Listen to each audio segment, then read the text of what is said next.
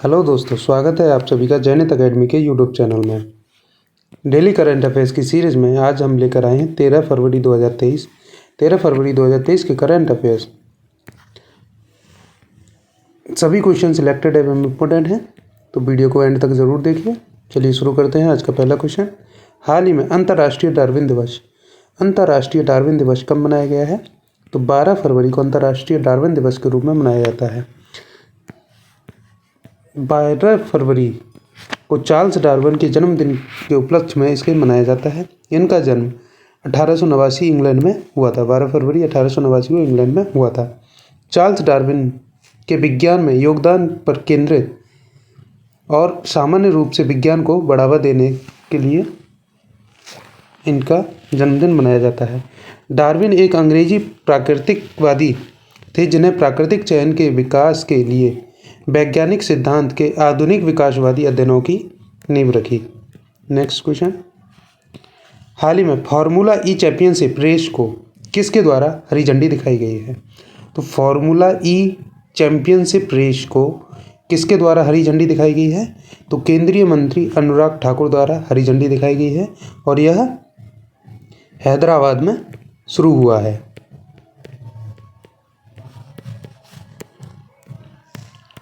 केंद्रीय मंत्री अनुराग ठाकुर ने हैदराबाद में फार्मूला ई चैंपियनशिप को हरी झंडी दिखाकर रवाना किया है।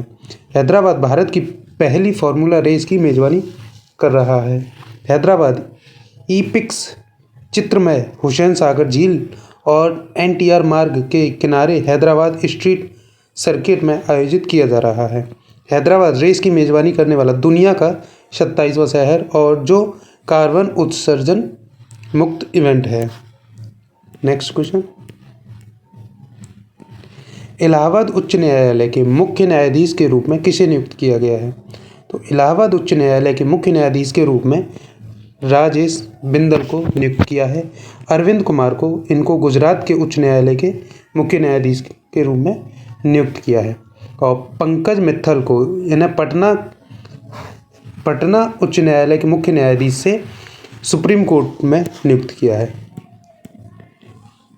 केंद्र सरकार ने सुप्रीम कोर्ट के 2 नए न्यायाधीशों की नियुक्ति की, जिससे शीर्ष अदालत में न्यायाधीशों की संख्या 34 की अधिकतम सीमा पर पहुंच गई है। सरकार ने 11 फरवरी 2023 को नियुक्ति को मंजूरी दे दी है। नियुक्त किए गए न्यायाधीश हैं राजेश बिंदल, यह इलाहाबाद उच्च न्यायालय के मुख्य न्यायाधीश बने हैं। अरविंद कुमार, यह गुजरात उच्च न्यायालय के मुख्य न्यायाधीश बने हैं। नेक्स्ट क्वेश्चन, हाल ही में भारत में पहली बार लिथियम के भंडार कहाँ पाए गए हैं? तो भारत में पहली बार लिथियम के भंडार जम्मू कश्मीर में पाए गए हैं। भारतीय भूवैज्ञानिक सर्वेक्षण ने इसकी खोज की है। भारतीय भूवैज्ञानिक सर्वेक्षण जीएसआई को पहली बार भारत में लिथियम के भंडार मिले हैं। जीएसआई के अनुसार जम्मू कश्मीर में रिहायशी जिलों के सलाल हैमाना क्षेत्र में 5.9 मिलियन टन के लिथियम संसाधन पाए गए हैं। भारत के लिए लिथियम का भंडार बहुत महत्वपूर्ण है क्योंकि सरकार इलेक्ट्रिक कारों पर ध्यान केंद्रित कर रही है। लिथियम एक अलोह धातु है और इलेक्ट्रिक बैटरी का प्रमुख घटक भी है। भारतीय भूवैज्ञानिक सर्वेक्षण का मुख्यालय कोलकाता में स्थित है। इसके प्रमुख 6 केंद्र कहाँ हैं? लखनऊ, जयपुर, नागपुर, हैदराबाद, शिलांग और कोलकाता में। इसके महानिदेशक हैं doctor S Raju. Next question, हाल ही में यूपीआई पर क्रेडिट कार्ड का समर्थन करने वाली पहली भारतीय ऐप कौन सी बनी है? तो यूपीआई पर क्रेडिट कार्ड का समर्थन करने वाली पहली भारतीय ऐप बन गई है मूवी क्विक। मूवी क्विक पहली भारतीय ऐप है जिसने क्रेडिट कार्ड का समर्थन किया है।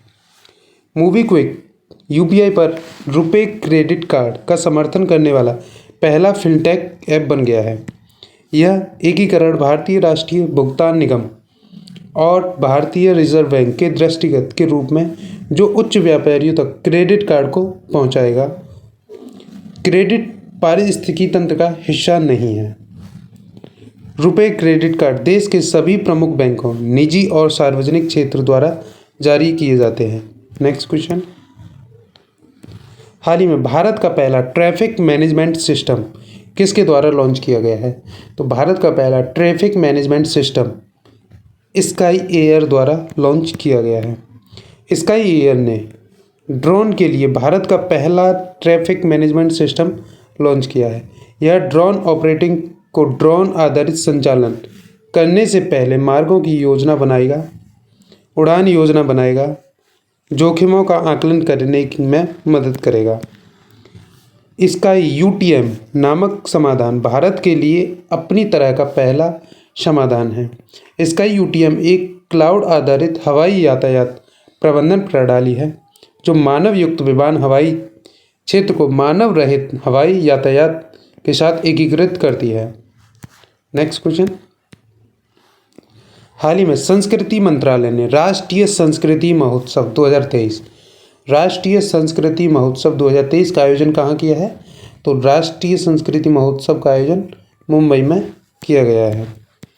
केंद्रीय संस्कृति मंत्रालय 11 से 19 फरवरी 2023 तक मुंबई में आज़ाद मैदान में राष्ट्रीय संस्कृति महोत्सव 2023 का आयोजन कर रहा है। महोत्सव का उद्देश्य सांस्कृतिक आदान प्रदान के माध्यम को राष्ट्रीय एकता अखंडता को बढ़ावा देना है। इस कार्यक्रम में स्थानीय लोक कलाकारों, ट्रांसजेंडरों, दिव्यांगों कलाकारों के साथ पूरे भारत के 350 से अधिक लोक और जनजातीय कलाकार भाग लेंगे। Next question. हाल ही में भारत की राष्ट्रीय मान्यता प्रणाली दुनिया में कितनेवें स्थान पर रही है? तो भारत की राष्ट्रीय मान्यता प्रणाली दुनिया में 5वें स्थान पर रही है।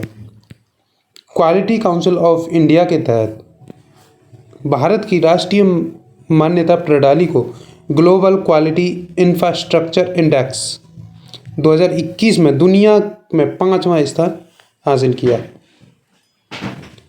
ग्लोबल क्वालिटी इंफ्रास्ट्रक्चर इंडेक्स गुणवत्ता अवसंरचना के आधार पर दुनिया की 184 अर्थव्यवस्थाओं को रैंकिंग देता है। भारत की यह समग्र गुणवत्ता अवसंरचना प्रणाली रैंकिंग 10वें स्थान के साथ शीर्ष पर 10 में शामिल है। 2021 की रैंकिंग दिसंबर 2021 के अंत तक के आंकड़ों पर आधारित है। Next question. हाल ही में one family one ID portal किसके द्वारा लॉन्च किया गया है?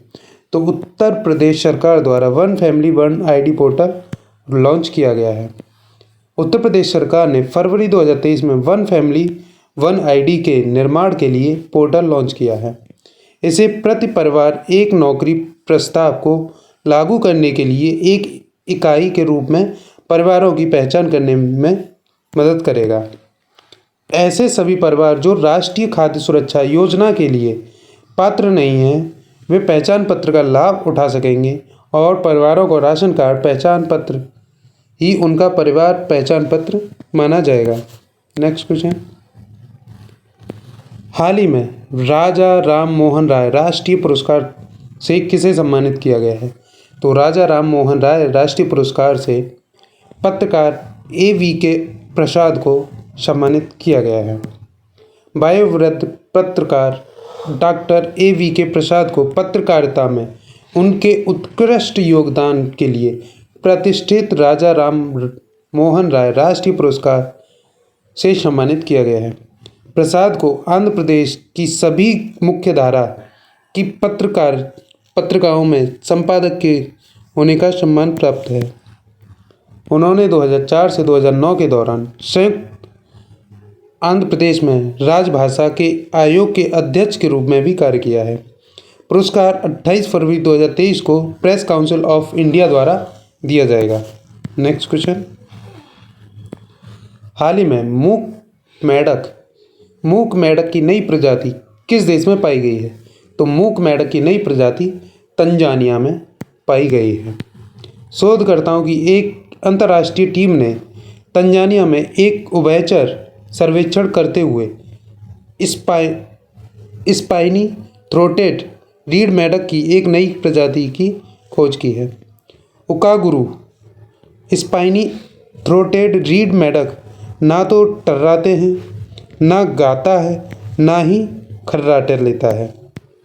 तंजानिया के उकागुरु पर्वत में पाए जाने के कारण नामित हाइपरोलिक्स उकारुगेनिस दुनिया भर के उन कुछ मेंढकों में से हैं जो अन्य मेंढकों के लिए मुखर नहीं होते।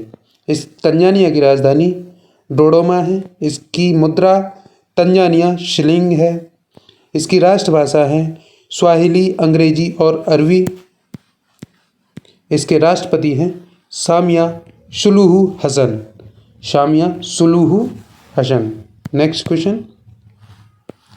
हाल ही में श्रीहरिकोटा से लघु उपग्रह प्रक्षेपण यान SSLV-D2 श्रीहरिकोटा से लघु उपग्रह प्रक्षेपण यान SSLV-D2 यान किसके द्वारा लॉन्च किया गया है? तो इसरो द्वारा इसको लॉन्च किया गया है।